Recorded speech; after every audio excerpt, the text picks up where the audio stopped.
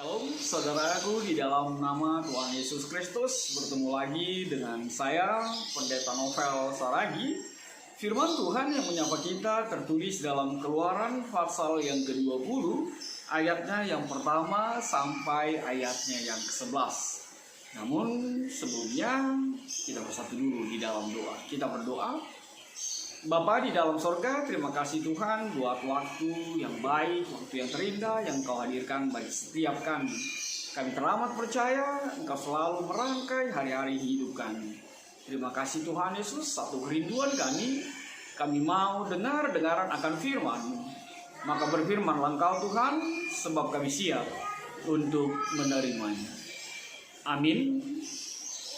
Saudara-saudara yang dikasihi Tuhan Yesus Kristus, seperti yang saya sebut tadi, firman Tuhan yang menyapa kita tertulis dalam Keluaran pasal yang ke-20, ayatnya yang pertama sampai ayatnya yang ke-11.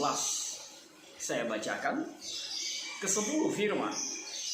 Lalu Allah mengucapkan segala firman ini, Akulah Tuhan Allahmu yang membawa engkau keluar dari tanah Mesir, dari tempat perbudakan. Jangan ada padamu Allah lain di hadapanku. Jangan membuat bagimu patung yang menyerupai apapun yang ada di langit di atas, atau yang ada di bumi di bawah, atau yang ada di dalam air di bawah bumi. Jangan sujud menyembah kepadanya, atau beribadah kepadanya, sebab aku Tuhan Allahmu adalah Allah yang cemburu, yang membalaskan kesalahan bapa kepada anak-anaknya, kepada keturunan yang ketiga dan keempat dari orang-orang yang membenci aku. Tetapi aku menunjukkan kasih setia kepada beribu-ribu orang, yaitu mereka yang mengasihi aku dan yang berpegang pada perintah-perintahku. Jangan menyebut nama Tuhan Allahmu dengan sembarangan, sebab Tuhan akan memandang bersalah orang yang menyebut namanya dengan sembarangan. Ingatlah dan kuduskanlah hari Sabat. 6 hari lamanya engkau akan bekerja dan melakukan segala pekerjaanmu. Tetapi hari ke-7 adalah hari Sabat Tuhan Allahmu. Maka jangan melakukan sesuatu pekerjaan. Engkau atau anakmu laki-laki atau anakmu perempuan atau hambamu laki-laki atau hambamu perempuan, atau hewanmu, atau orang asing yang di tempat kediamanmu. Sebab 6 hari lamanya Tuhan menjadikan langit dan bumi, laut dan segala isinya, dan Ia berhenti pada hari ke-7. Itulah sebabnya Tuhan memberkati hari Sabat dan menguduskannya. Demikian firman Tuhan. Saudara-saudara yang diberkati dalam nama Tuhan Yesus Kristus, mendengar kata hukum, apa yang ada di dalam pikiran kita, mendengar kata aturan, apa yang hadir di dalam hati kita. Aturan, hukum, mungkinkah itu mengganggumu, ataukah itu justru menyenangkanmu, atau membuatmu menjadi bersukacita ketika dikatakan, oh itu ada aturannya, oh itu ada hukumnya gitu. Satu hal yang pasti, orang yang suka keteraturan, orang yang disiplin, orang yang penganut perfeksionis, orang-orang yang ingin selalu tampil sempurna, pastilah suka dengan hukum, bicara tentang peraturan, bicara tentang perundang-undangan. Sebab memang Allah yang menciptakan kita pun berada di dalam situasi itu. Menyukai aturan, menyukai hukum, dan menyukai sesuatu yang tertata dengan baik di dalam kehidupan kita. Kayaknya kalau ada ibu-ibu yang suka tertata dengan baik, harus terlihat sempurna, harus terlihat maksimal, ya memang itulah yang terbaik. Walaupun tak banyak juga orang yang tidak suka dengan keteraturan. Tidak banyak juga orang yang tidak suka dengan sesuatu yang diaturkan sedemikian rupa. Saudara yang diberkati di dalam nama Tuhan Yesus Kristus, Keluaran 20 ini hampir sama dengan isi di dalam Ulangan 5 yang bicara tentang hukum Tuhan, Taurat Tuhan. Cuman bedanya di kitab Keluaran Allah langsung berfirman, lalu di dalam Ulangan Musa mengingatkan kembali tentang hukum tentang titah itu. Lalu apa yang mau dijadikan kebenaran firman Tuhan yang menjadi evangelium kita saat ini tidak lain adalah ketika tema kita mengangkat mengasihi Tuhan, kasih kepada Tuhan, mencintai Tuhan. Mencintai atau mengasihi Allah itu beranjak dari perikop kita dimulai dengan hal yang pertama adalah ketika kita memahami, sekali lagi, mencintai Allah itu, mengasihi Allah itu adalah pertama ketika kita memahami, ketika kita percaya, ketika kita menerima bahwa Allah lah segala-galanya. Allah lah yang berotoritas di dalam kehidupan kita. Apa dasar firman-Nya? Apa dasar teologisnya? Tidak lain adalah ketika di ayat yang kedua Tuhan berkata, sebenarnya dimulai dari ayat yang pertama, lalu Allah mengucapkan segala firman ini, Akulah Tuhan Allahmu. Sekali lagi, Akulah Tuhan Allahmu. Artinya apa? Orang yang mengimani, orang yang percaya, orang yang mampu untuk mengatakan bahwa Allah lah segala-galanya yang menjadi Tuhan dan menjadi kekuatannya, dia pasti bisa mencintai Tuhan. Dia pasti bisa mengasihi Tuhan. Sebab tidak ada yang lain yang berotoritas, sebab tidak ada yang lain yang memiliki kuasa atas dirinya sendiri. Dia hanya memahami bahwa Allah segala-galanya. Saudaraku, di dalam nama Tuhan Yesus Kristus, itu yang diangkat oleh kitab Keluaran ini pertama sekali. Akulah Tuhan Allahmu. Ingin mengatakan bahwa Tuhanlah yang berotoritas, Tuhanlah segala-galanya. Ketika kita memahami Allah yang berotoritas dalam diri kita, maka di sanalah kekuatan cinta kita, kasih kita kepada Allah ini. Saudara yang diberkati dalam nama Tuhan Yesus Kristus, firman Tuhan ini, terkhusus titah ini, segalanya, semuanya adalah inisiatif Allah semata. Adalah karya Allah semata. Yang tidak lain adalah diperuntukkan agar semua umat, agar semua bangsa, agar semua pribadi hidup di dalam keteraturan, hidup di dalam hukum Allah, hidup di dalam kekudusan, hidup di dalam karya Allah. Dan memang sewajarnya, sepantasnya kita ciptaannya, kita karyanya, sepantasnya lah kita mengasihinya. Sebab tak satu pun bisa terjadi sesuai dengan keinginan kita kalau bukan Tuhan yang berencana atas setiap kita. Lalu apa yang kedua yang dinyatakan oleh kebenaran firman Tuhan ini? Kita bisa melihat dari ayat yang kedua sampai ayat yang ke-6. Tuhan memperlihatkan bagaimana Allah itu mengharapkan bentuk ketaatan dari bangsa Israel ketika mereka mempercayai bahwa mencintai Tuhan itu adalah, mengasihi Tuhan itu adalah ketika kita taat kepada Allah yang esa, kepada Tuhan yang satu, kepada Allah, dan tidak ada Allah lain di dalam kehidupan kita. Tidak ada apapun dalam bentuk apapun. Itu sebabnya ayat 2 sampai ayat yang ke-6 mengatakan, jangan ada padamu Allah lain di hadapanku, jangan membuat patung bagimu, jangan sujud menyembahnya.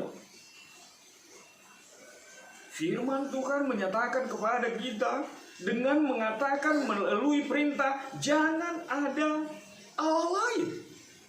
Artinya apa? Tuhan itu adalah Allah yang esa. Tuhan adalah satu. Maka dituntutlah sebuah ketaatan kita untuk memuji menyembahnya di dalam hari-hari hidup kita.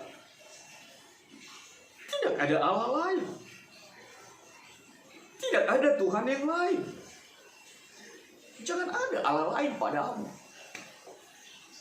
Dan hal yang begitu luar biasa dikatakan bahwa Allahmu adalah Allah yang cemburu. Allahmu adalah Allah yang pencemburu, yang membalaskan kesalahan Bapa kepada anak-anaknya, kepada keturunan yang ketiga dan keempat dari orang-orang yang membenci aku. Artinya apa yang mau dipertegas adalah Allah itu adalah Allah yang cemburu. Bahasa aslinya mengangkat kata cemburu itu adalah kana, artinya membuat wajah menjadi merah merona, membuat wajah tampak merah. Ini bukan berarti seperti gadis atau perempuan di kampung ya. Kadang kan asik melihat pipinya itu kok merah-merah gitu ya. macam apa ya? Macam kesemek atau macam tomat ya gitu ya. Itu enggak, itu meronahnya manis gitu ya. Tapi yang dimaksud karena adalah Tuhan itu akan marah, Tuhan itu akan cemburu. Bahasa Inggris memakai kata jealous, yang mengatakan bahwa Dia akan marah, Allah akan marah ketika kita membuat Allah lain di luar Tuhan kita. Allah tidak mau ada Allah lain. Bukankah itu juga sekarang masih juga terjadi? Kita bertuhankan jabatan kita bertuhankan apa yang ada pada kita bertuhankan bahkan segala sesuatu yang ada di sekitar kehidupan kita. Sehingga kita mengandalkan kekuatan kita sendiri dan sampai-sampai tidak percaya pada Tuhan. Saudaraku, Tuhan mengatakan, Dia adalah Allah yang cemburu. Jangan pernah ada Allah lain di hadapanmu. Saudara, di dalam nama Tuhan Yesus Kristus, Tuhan mengatakan kepada kita, kalau Dia begitu cemburu, kalau Allah itu adalah Allah yang begitu cemburu ketika ada sesuatu yang kita jadikan menjadi Allah kita, dan Dia akan marah. Bahkan sampai 5 kali dikatakan di Keluaran ini dengan mengatakan kata kana, dengan mengatakan jangan. Sebab Tuhan tidak mau diduakan. Sebab Tuhan tidak mau ada Allah lain di hadapan. Tuhan adalah cemburu. Kenapa Tuhan cemburu? Karena memang Tuhan lah yang menciptakan kita, Tuhan lah yang menjadi kita, kan kita. Lihatlah, kita manusia ini belum milik kita, belum punya kita cemburunya minta ampun. Apalagi kita yang menciptakannya, kita yang menghadirkannya, kita berkuasa atasnya. Saudaraku, di dalam nama Tuhan Yesus Kristus, firman Tuhan mengatakan Allah adalah Allah yang pencemburu. Jangan pada Allah lain di hadapannya. Nanti Tuhan marah. Kalau kita saja punya cemburu dan kita marah karena cemburu kita, apalagi Allah Tuhan itu. Saudaraku, di dalam nama Tuhan Yesus Kristus, lalu apa yang bisa kita lihat di dalam kebenaran firman Tuhan ini? Tidak lain adalah ketika firman Tuhan mengangkat ayat yang keempat sampai ayat yang keenam. Firman Tuhan dimulai dengan jangan membuat bagimu patung. Ayat yang keenam memperlihatkan, menyatakan, aku menunjukkan kasih setia.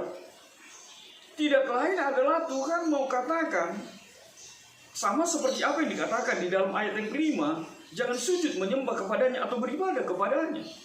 Tuhan mau mengatakan bahwa Allah itu tidak bisa direpresentasikan dalam bentuk apapun. Tuhan itu tidak bisa diibaratkan atau disamakan dalam bentuk apapun, direpresentasikan dalam bentuk apapun, bahkan patung, bahkan gambar, atau apapun itu.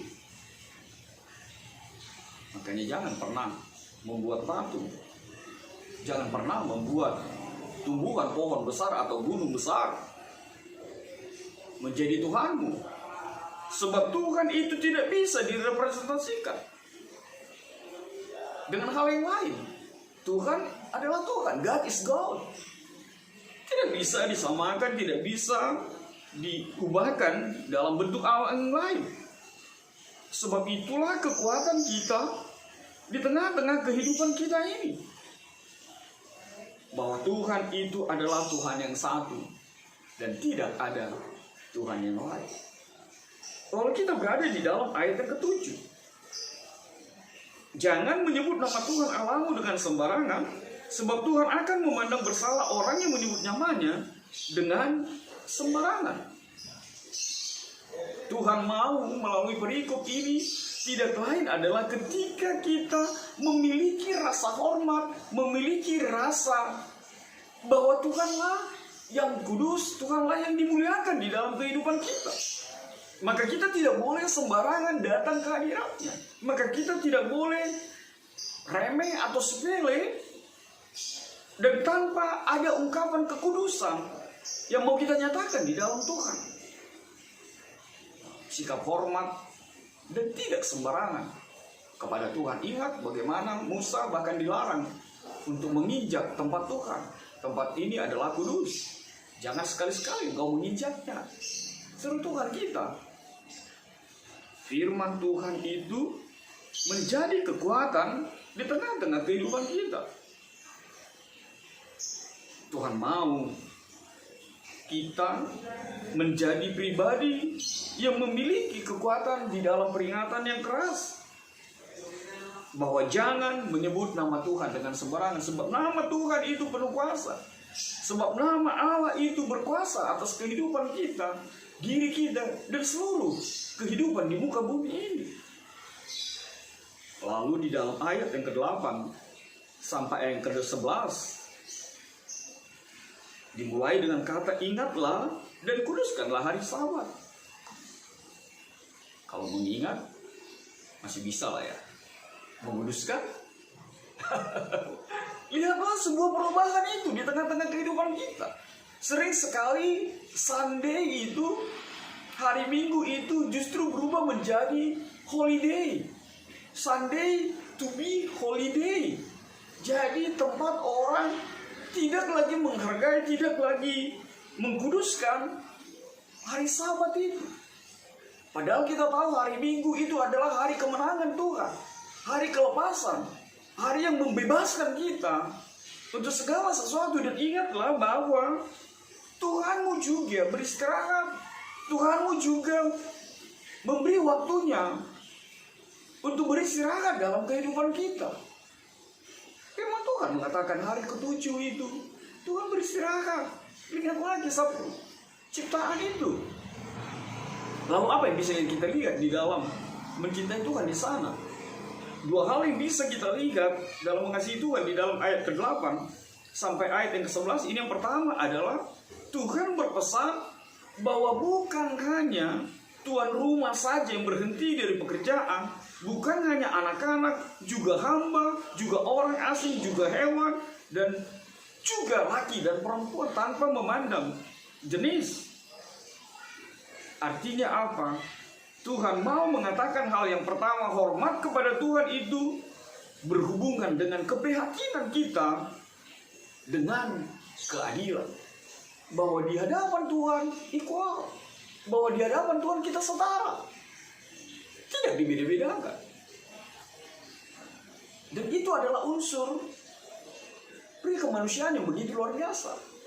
Kemarin ada sahabat bilang, aku pengen sekali ikut berbagi kasih itu. Kenapa? Aku bahagia sekali mengingat dan melihat wajah-wajah orang tersenyum, mendapatkan paket kasih sebagai keberadaan di dalam minggu wanita. Tapi sayang aku tidak bisa. Nah, mari kita mengingat ada unsur kemanusiaan yang begitu luar biasa, bahwa menganggap orang itu sama, bahwa menganggap dunia ini adalah sama, menjadi hal yang harus diangkat derajatnya sehingga lebih memahami, lebih mengenal siapa Tuhan itu di dalam kehidupannya, sehingga ungkapan mencintai Tuhan itu semakin dalam dirasakan oleh setiap orang di tengah-tengah kehidupan kita. Lalu apa yang kedua? Yang kedua mau dikatakan adalah bahwa Tuhan itu juga mengalami dan untuk sabar. Artinya apa? Sahabat itu juga bagi Allah, sahabat itu juga untuk manusia. Jadi bukan hanya untuk manusia, tapi juga bagi Allah. Makanya sahabat itu mengikat kedua belah pihak, Allah dan manusia. Lalu apa yang terakhir? Di gereja kami, di gerejaku, ini adalah khotbah di minggu Pesta Inang, Minggu Wanita. Firman Tuhan mau menyatakan bahwa sukailah keteraturan itu, sukailah hukum itu. Teratur. Saya kaitkan dengan Inang yang suka makeup, yang suka bersolek, selalu ada dasarnya untuk bermakeup kan? Apa buat makeup di wajahnya? Selalu lebih dahulu essence atau foundation, baru bedak atau apa itu ya? Gak boleh terbalik, harus teratur. Ininya dulu, baru itu. Ini dulu, baru itu. Kan seperti itu. Makanya Bapak, Inang, dan kita semua yang mendengar kebenaran firman Tuhan ini, sukalah keteraturan dan hiduplah di dalam hukum itu. Maka hidupmu akan diberkati, maka itu menjadi kekuatan buatmu untuk semakin mengasihi Tuhan di dalam hidupmu. Amin. Kita bersatu dalam doa. Terima kasih Tuhan buat firman-Mu. Biarlah firman-Mu Tuhan menjadi kekuatan bagi setiap kami untuk lebih lagi mengasihi Tuhan di dalam kehidupan kami. Sebab kami tidak ada apa-apanya kalau bukan karena Tuhan yang berkarya atas hidup kami. Dalam kasih-Mu Tuhan, enyahkan virus corona ini. Amin.